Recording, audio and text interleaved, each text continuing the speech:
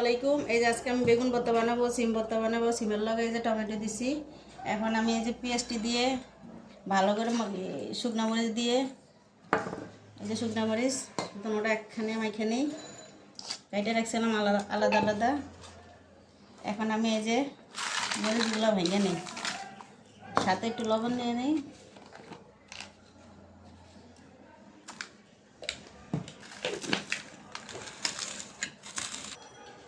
এই যে ম্যাজিক মশলাটা দিয়ে দিলাম স্বাদের জন্য। ম্যাজিক মশলাটা দিলে খুব মজা লাগে।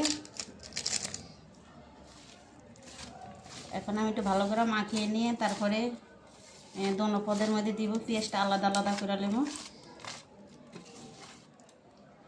এখন আলাদা করে এই যে বেগুন ভর্তাটা বানাই। বেগুন ভর্তার মধ্যে যদি ম্যাজিক মশলাটা দেওয়া যায় সেই মজা হয়।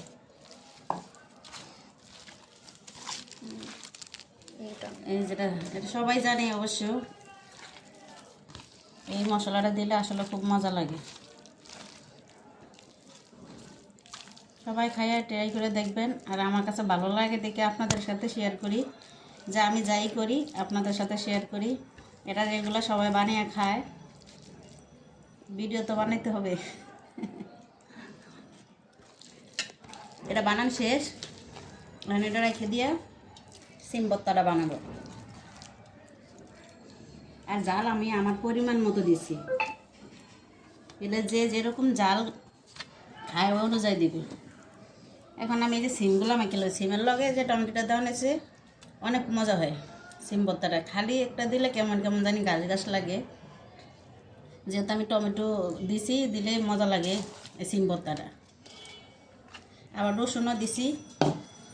রসুন আমি আলাম দিছি যেমন সিদ্ধ করে ডলার লাগে যে, এই কারণে রসুনটা দিছি। এখন ভালো করে একটু মাইখা নিই। এই বছরে প্রথমে এখন খাইছি, এখন গরম আয়া পড়ছে। এখন এই যে সিম ভর্তাটা আমার মাখা শেষ। এখন আমি এই যে মরিচটা দিয়ে পেঁয়াজ দিয়ে মরিচ দিয়ে মাখা রাখছি। এখন ভালো করে মাখিলে মিষ্টি করছি। ভর্তা মাখান শেষ আমার।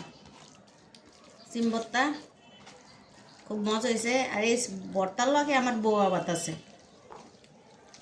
এখানে মাখাই থেকে দিয়ে। আর আমি একটা শুটকি পাতাও করছি, ওটা ব্লেন্ডার করছি তো দেখাইতেছি আপনাদের সাথে। এই যে ব্লেন্ডার করে লেছি শুটকি ভর্তা। যেহেতু আমার হাতের সমস্যা, এই কারণে আমি আর পাড়া বাড়তে পারি না।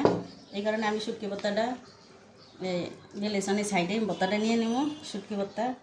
আর কার কার অবশ্যই পছন্দ শুটকি ভর্তা জানাবেন। যাকে যে ভর্তা বানান শেষ, কার কার এই ভর্তা পছন্দ একটু কমেন্টে জানাবেন। আর এই জায়গায় রাখলাম, অবশ্যই ভালো লাগলে লাইক শেয়ার কমেন্ট করবেন। আল্লাহ হাফিজ।